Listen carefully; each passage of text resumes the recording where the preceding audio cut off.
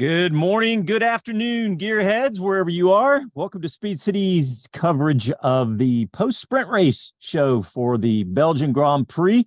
This is John Massengale. I'm in the studio in Austin, Texas, joined by Jonathan Green. Mr. Green, how are you, sir? Good, my man. How are you? I am doing great. Bob Varsha is not going to be with us this morning. He'll be with us tomorrow. He's doing Formula E, and so he's not going to be with us. Yeah. Chris Medland will be joining us here in just a few minutes from Spa. Yeah, Mr. Medland is back. Yeah, and he's I missed him last week. Yeah, I did too. He's out there in the weather that we've had at Spa, but yeah, we just watched the sprint race. Jonathan, what'd you think? It was typical Spa. 1 minute it's raining, next minute it's not. We got a window, we're gonna delay it. Nothing, no surprise there. But and in a weird way, the result was always going to be higgledy-piggledy, so they say.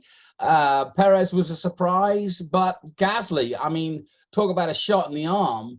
What Alpine needed right now. Goodness gracious! I thought Ryan Reynolds was into comedy, not tragedy. Yeah, man, that's we saw Oscar Piastri let Max go. I think Oscar just he was out there first time ever, probably went a little early, don't you think, and let Max Verstappen blow by him, but still fantastic weekend so far for Piastri and Gasly. Yeah, but Piastri and of all the circuits to get one under your belt at Spa, your first podium, that is, especially in those conditions.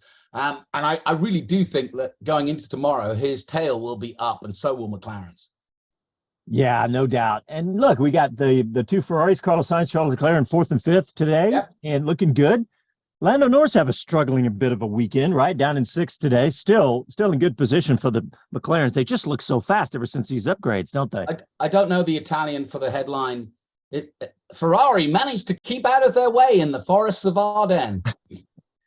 Keep out of their own way. Yeah. No, yeah. It was. It really was a good result for Ferrari today. That they needed it. Yeah, they did. What do you think about Norris's struggles? Yeah, not easy. With Lando, he almost has these amazing weekends or really disappointing weekends, and this could be one of those. Well, at first I was thinking, Piastri shining because we know he's fast. As soon as these cars came to life, I would call it, after the upgrades, Piastri looked just crazy fast, almost as fast as Norris, and if not faster. This weekend, though, Norris went off in the gravel and damaged his car yesterday. But I don't know about today. I don't know. What do you need? Any cause you think to get him down in sixth? I don't know. I really don't. But again, the fact that we're talking about a McLaren in the first stint of our conversation about results shows the difference from where they've come from. Well, let me get in a little bit of business here, because we're going to go to the top of the hour and let everybody know that because of all the delays. But we are going to go to 1 o'clock Eastern time, and today's show is brought to you by VMware. Go faster, spend less, and be free. Make the most of multi-cloud with VMware. VMware, the smarter way to cloud. Thanks to VMware for sponsoring today's show. And like I said, Chris Medland is going to join us from Spa here in just a few minutes. But Daniel Ricciardo almost in the points, Jonathan, and also a penalty for Lewis Hamilton that was kind of devastating. I didn't think that was necessary. Yeah, and I was listening on the radio commentary. They didn't think it was necessary either. I think there's a sort of general opinion that was a really tough penalty. What do you think? I didn't think it was worth a 5-second penalty. It was a racing incident in my mind. Yeah. To me, it looked very clear to be a racing incident. I don't know why they, especially in these conditions where you're going to be making mistakes, and the car's going to do things sort of half the speed that you expect. The sort of skills you need at full speed, you almost need more skills when you're trying to tiptoe with these giant beasts. So I think you've got to give a little leeway. But yeah, that to me, that's the biggest point in these conditions. And yeah, explain that a little bit, because it's almost like the rules change in a situation with all this moisture. Yeah. And what I use the expression tiptoe because you at that point in a race like this, the power of these cars is well beyond what you need or are capable of putting to the ground. So you are literally gently touching the throttle, gently touching the brake. You know, everything is overemphasized in these conditions because if you treat the car the way you would in the dry and you're looking for grip, it'll find the grip in a dry situation. If you treat it the same in the wet, it's just going to fly off the handle, literally, either in a spin or, you know, or get grip suddenly out of nowhere. So, you know, I just find that, so therefore the mistakes that you make or the incidents that occur are sort of more numerous. And I thought that was one of those reasons or one of those situations. Yeah. You know, let's back up to the beginning of this, because the way the way FIA and Formula One handled this today, I thought was actually really, really good. Yeah. Because look, we've had the F4 death recently. I mean, this is where we've had trouble in Formula One, is here at Spa. And so by delaying until the rain was lesser, and then starting behind the safety car and doing those laps and making sure that we got a good enough dry track. So I thought it was a good way to do this. But guys, let's take a quick break, Jonathan. And I want to get your take on that. Okay. And when we come back, we'll get Chris Medland on the mic out at Spa. Call in. Yeah, give us a call. 512-643-5483. You're listening to Speed City. Back after these messages.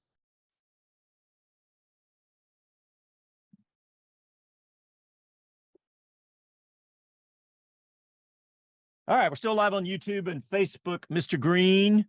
Okie dokie. Hey, Casey, did I give out the right phone number? That was out of memory.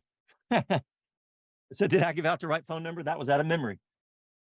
Yeah. I'm just going to write it down just to make sure. Yeah, I mean, obviously, when you get bored of the race, the Alpine story has got to be discussed. It's oh my gosh, that's crazy. Like I said, they've just turned themselves into a tragedy. But we'll see. But it is night of the long night, isn't it? Jesus. Yeah, no kidding. I mean, Pat Fry.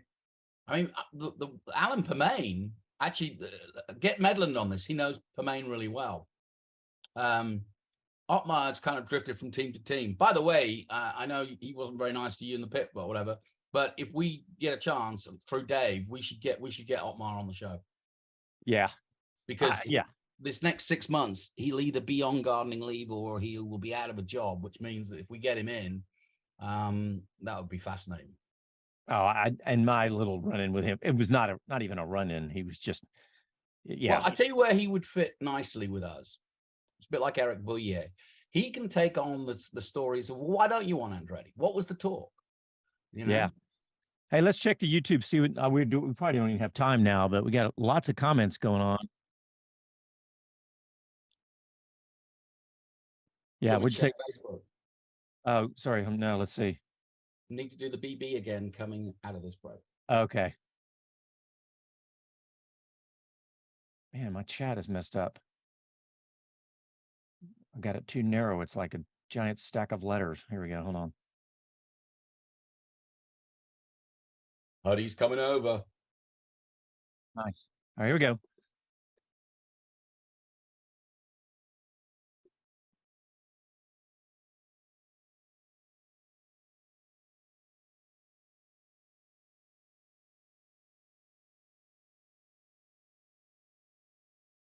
Speed City. Hello to everyone, this is Gunther Steiner, this is Speed City. Welcome back to the fastest hour in radio, Speed City. Today's show is brought to you by VMware. Go faster, spend less, and be free. Make the most of multi-cloud with VMware. VMware, the smarter way to cloud. All right, welcome back to Speed City's coverage here. We got Jonathan Green with me. We're talking about the sprint race, Max Verstappen. Jonathan, I liked the interview, the post-race interview with Max Verstappen when they asked him. They said, what did you think about the pit stop strategy? Piastri got the jump on you there. And basically, Max said, no big deal. We weren't worried about it. We knew we had the fastest car. We, let him go out front. It's almost ominously scary, isn't it? It's almost ominously scary. Like what he did. What was it? last week he was like, oh, almost, his engineer goes, "Are you awake?" Not are you awake, but are you all right? I mean, it's effortless, isn't it? He was a second quicker in qualifying. I mean, it really, we're witnessing an era that it may not be the most, exciting but to the purists, amazing. Yeah. And Varsha, when I texted him, I said, Verstappen 0.8 of a second. He kind of shot that down by saying, hey, look, it was, weather conditions and all that, drying track and all that. But still, it's just insane what Verstappen's doing right now. So, hey, looks like we got Chris Medland live out at Spa. He just clicked into the Zoom. Mr. Medland, how are you, buddy? I'm good, thanks, team. How are we doing? And it got going Welcome eventually? Back, sir. Don't ever leave again. Yeah, sorry about that. Part-timer. Just took a weekend off. Outrageous behavior. What do you think, Chris? And I think the right calls were made, but I'm going to try and have some team members or drivers that very question. Roaming the top part of the bit of an unusual layout here with the topography everywhere is. Yeah, you need your crampons, don't you, for Spa? I do. So I'm on the engineering trucks are, but the hospitality very slippy steps, which I will negotiate at some stage. But you don't want to leave your microphone somewhere at Spa at the wrong end in the lower paddock. Not. I will try and stand still as well right now because I do hear that I'm my quality of connection. So put Casey on the spot in a bit. I've already grabbed. I've been doing some work. Thank you, Casey. We've got Bruno Faman, well, soon to be boss of. I grabbed him because of that great result for. Here he is.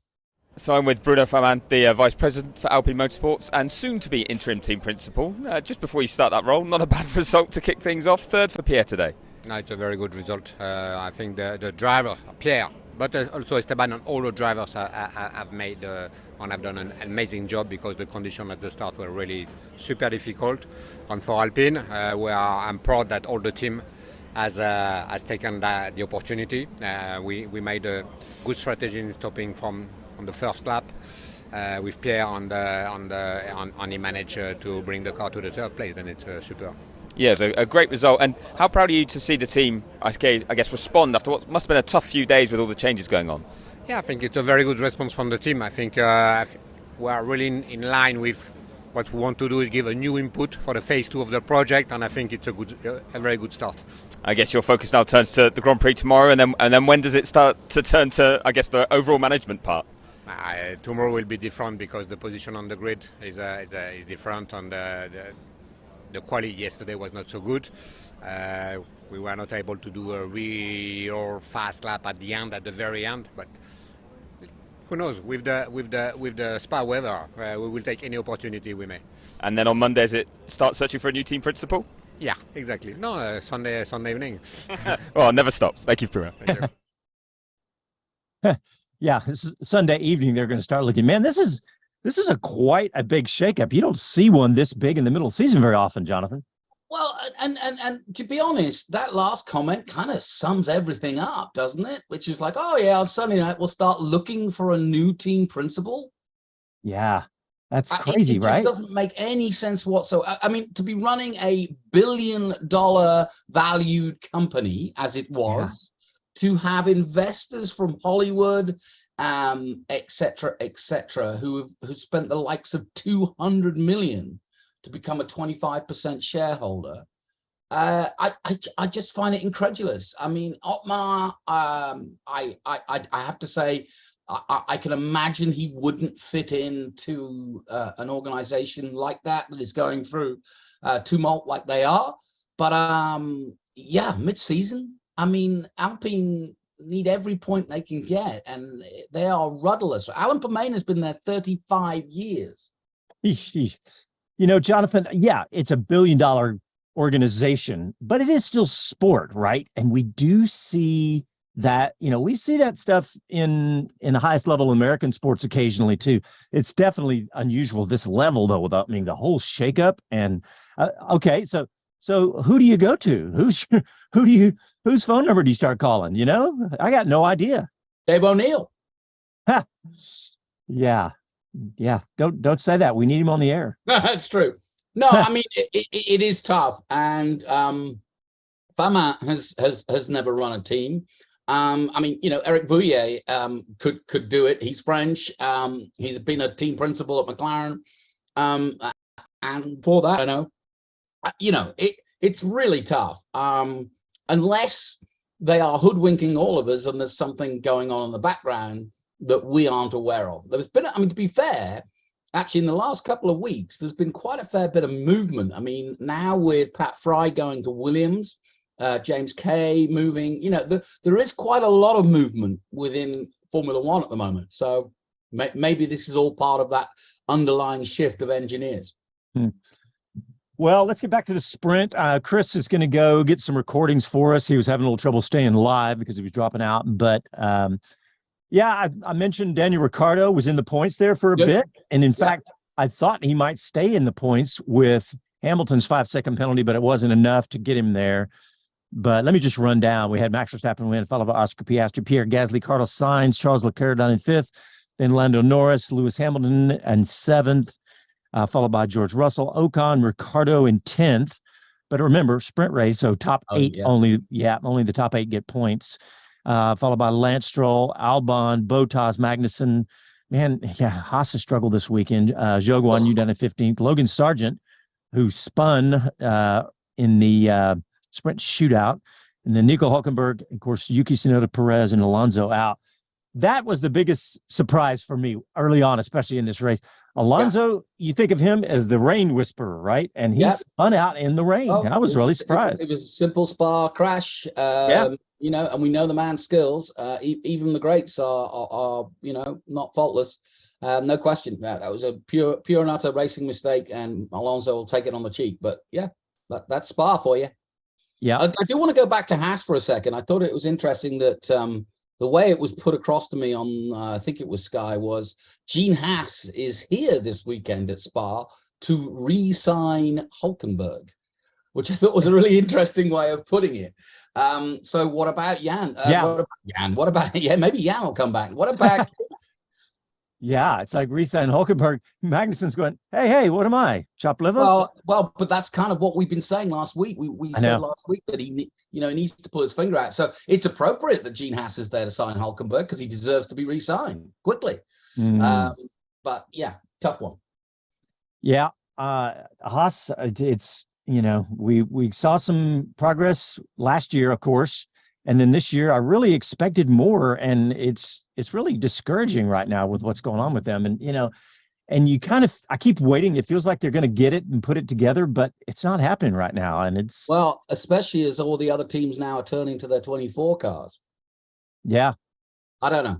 I tell you what, I'd like to go back to Ricciardo for a second. I think the baptism of fire is over, and he's passed the test in terms of his own mental stability and getting his hands around a completely foreign car, stepping into a team that he knows not a great deal about, and beating the teammate who is gradually getting quicker and quicker. I think, you know, Ricciardo can now head to this Grand Prix tomorrow and into the summer break, sort of with his mind set on back to being a Formula One driver. Yeah, and let's not forget though, he did not out qualify Tsunoda. No. Yesterday. So, but, you know, the fact that he's doing as well as he's doing, I still think I think you're right. I think he's done good enough right now. And it'd be interesting to see tomorrow if he can do better than Tsunoda tomorrow. That would be another big deal for him. But let's see what else. Let me check and see what people are talking about here online. I got something on Facebook. Schuster says, go Mexico. Yeah. Hey, and he thinks Piastri's an excellent driver, and I agree wholeheartedly. Yeah, phenomenal so far. Chris Medland just got to catch up with Ferrari team boss Fred Varsha, so let's hear from that. Fred, that looked like a tricky session, race, sprint to negotiate. 4th and 5th at the end of it. Are you happy with that for Ferrari? So that I think on the mathematical side, it's a good operation for us that we have to take it like this. then on the race, I think it's a bit disappointing because that it was more driven by the speed into the pit lane and the release from the pit box. But it is like it is that we got traffic. We have to keep the car into the pit box. And, yeah, I was going to say both drivers lost out heavily there, didn't they? 3 positions each, I think. Yeah, but it's. I think we are not the only ones in this situation. That when you have traffic into the pit lane, I think it's quite dangerous. When you are pit entry, you don't have a clear picture of what is coming from the outside, and it's better to avoid to be too much focused on this. That the pace was there. That tomorrow we are in a good position. We did mathematically a good operation today with 9 or 10 points. I don't know that. Okay, let's take the points and be focused on tomorrow.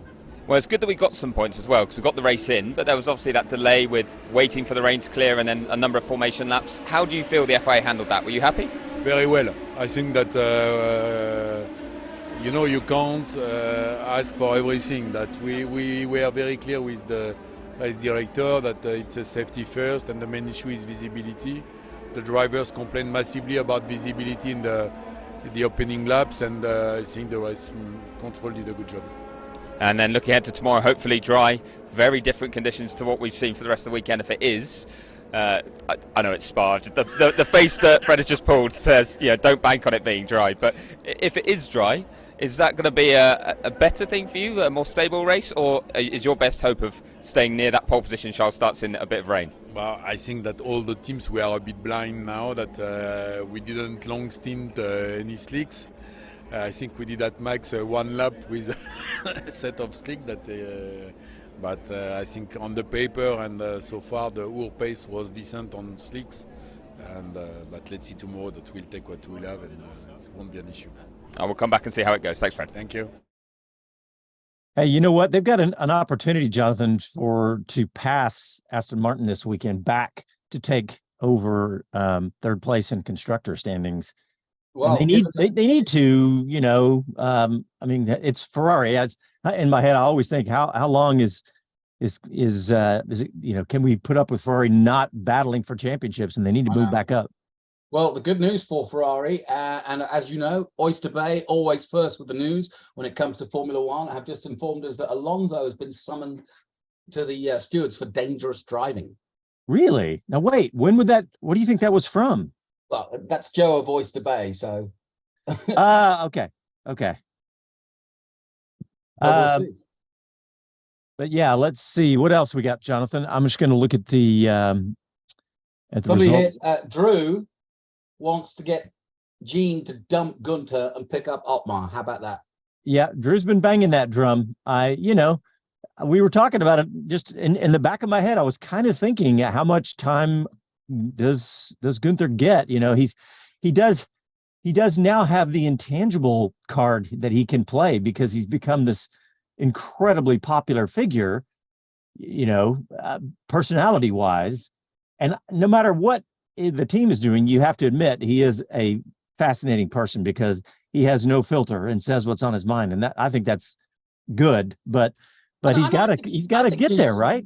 Yeah, I think his stewardship in the rocky sort of seas that they've been in has been excellent because, I mean, they've lurched from being poor to losing sponsors to having Russians that they can't use and money that they can't use to gaining up money ground. It's been a tough time in this last few years, but they've gone, they've managed to survive. So I think Gunther should take a lot of credit for that.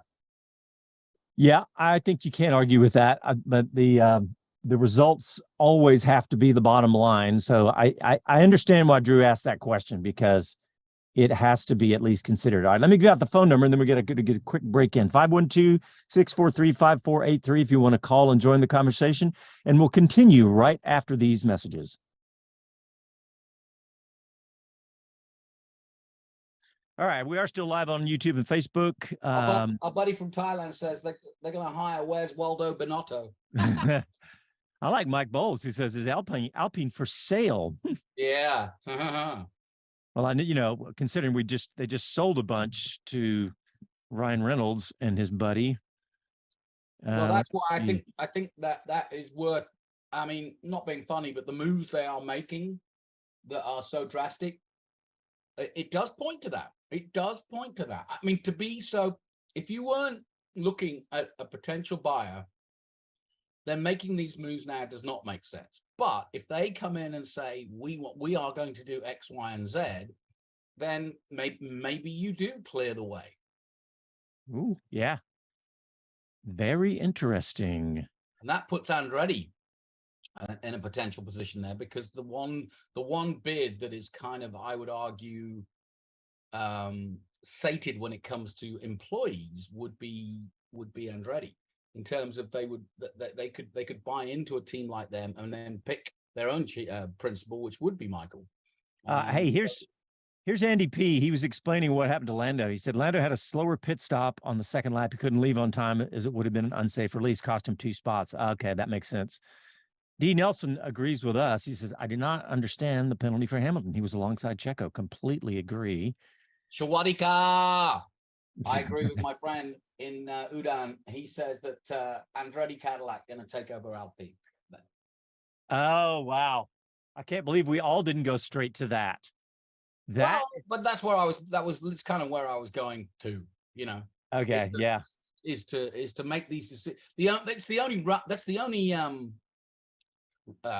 sensible, logical thing that I can glean from all these moves. I mean, literally, they've gone from firing their managing director to their chief engineer and their design guy, you know, in the space of a week. Yeah. And they got a podium today. Here we go. Hi, this is Max Verstappen, and you're listening to Speed City. Welcome back to the fastest hour in radio, Speed City. Another dominant performance by Max Verstappen in the Red Bull car. But we haven't talked about Checo, because he kind of had a disaster. And before we get into that, I want to talk about our sponsor, VMware. How does VMware help McLaren Racing accelerate innovation? The McLaren Formula One team relies on key apps to enhance vehicle aerodynamics, optimize car components, and make real-time, data-driven racing decisions. By using the VMware Anywhere workspace, McLaren team members gain frictionless access to apps and other resources from anywhere in the world. VMware technology can even help McLaren race teams stay connected to apps in remote spots, help McLaren racing teams stay connected around the globe, like those locations where the Neon McLaren Extreme E-Team races. Whether they're on an island or on a desert, team members can count on fast, reliable network connectivity using VMware SD-WAN technology. Across industries, organizations depend on VMware cross-cloud services to do business. App-driven multi-cloud world. With VMware, you can build, run, and access your apps on your choice of clouds and manage all those clouds as easily as one. VMware, the smarter way to cloud. Learn more at vmware.com. All right, guys. I was talking about Checo, but we got Chris Medland. I can hear his mic lighting up out there. Chris, what happened to Checo out there today? Well, it's a bit of a tough one for him. Can hear me? I'm going to pin myself to now. I mean, personally, that was a bit hard, a penalty. But yeah, the damage is what ruined his race, and he had to park. Racing hard. He was doing it last week.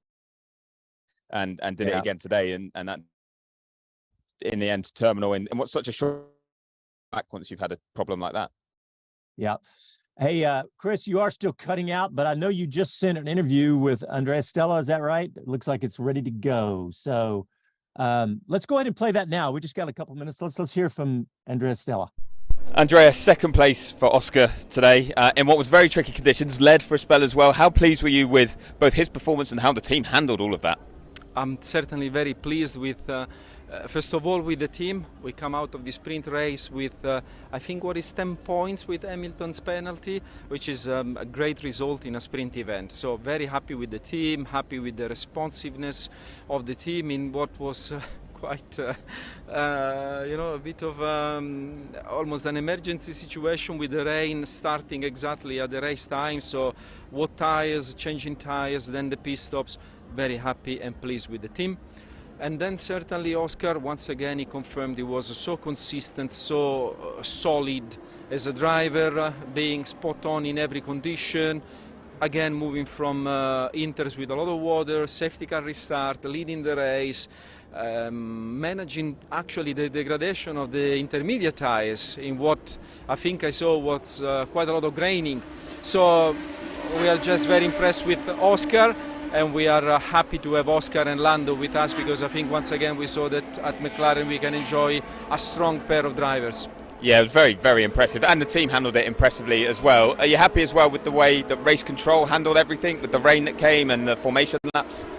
Yes, I think so far race control have done a very, very good job in managing the wet sessions, even the start of this sprint. You know, it's not easy. It's not easy to strike the right balance. I think they have been doing that so far, and we have obviously been supporting with the input from the driver, and so it's a collaborative, genuine effort, and we will carry on doing that for the remainder of the weekend. Yeah, just Sunday to go, just the Grand Prix, whether it's wet or dry, whichever circuit it is. Right now you look like you're quick everywhere, which is very exciting for McLaren. What's the target for tomorrow? Is the podium maybe on the cards again? Well, obviously tomorrow, first of all, we start slightly more down the grid, let's say, compared to this sprint event. I think if it's dry conditions, we may be slightly less competitive than we were in these changeable conditions. So we will have to see. I would be happy enough with good points. Well, good luck tomorrow, and thanks for your time. Thank you. Hey, Jonathan, he said he's impressed with Oscar Piastri, and I think we can all agree with that statement. Yeah, and my overbiting comment, now I've seen Oscar and the newly updated McLaren, is just how potent the potential of Lando Norris and Oscar Piastri could be, both in the rest of this season, but looking ahead. You know, and maybe this is another reason why Alpine have sort of stepped up, is that they've realized what Aston Martin and McLaren have achieved by completely rehauling, or at least progressing in areas that they weren't in, and restructuring like they did McLaren, and selling their, you know, their or releasing their the technology center, you know, and the movements they meant with moving, you know, Seidel and getting Stella in. I mean, McLaren are back, and Aston Martin have been back all season, and it bodes well for Lando and Oscar's future, because they are going to be a potent force. Yeah, no doubt. It's really exciting to be Andy P right now, to be a McLaren fan. So, hey, Chris, let's check your mic. How's it going? Hopefully a little bit smoother now. Yeah, sounds good. And closed a load of. Yeah, interesting though. We talk about McLaren. It's very encouraging for them, but Aston Martin today obviously had Lance Stroll's crash in the sprint shootout, I should call it, and then to make a mistake like that in the race, wasn't it? Yeah, Chris, unfortunately your mic is still dropping out a little bit, but you know what this also does? You talk about, Jonathan, how it's great to see McLaren and Aston Martin doing this, but it gives you hope for all the teams. And then that goes back to Haas, right? It's like, okay, guys, there are other teams. Haas has got money now. They've got big sponsors. You know, what's going on with them? But it gives me hope across the board. Yes, Red Bull, this season's done, but, you know, we don't know what next year. We could have another surprise for next year.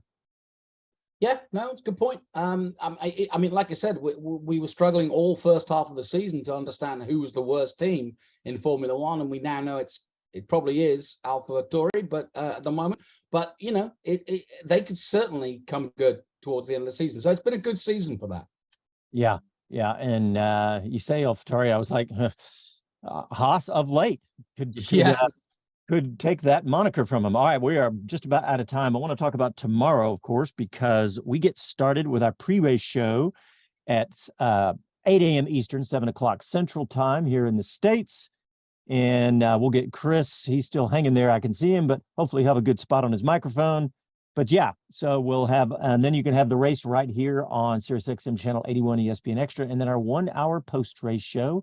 Thanks everybody for tuning in today, and hopefully we'll have some dry running in Spa tomorrow. Talk to you tomorrow. Happy trails.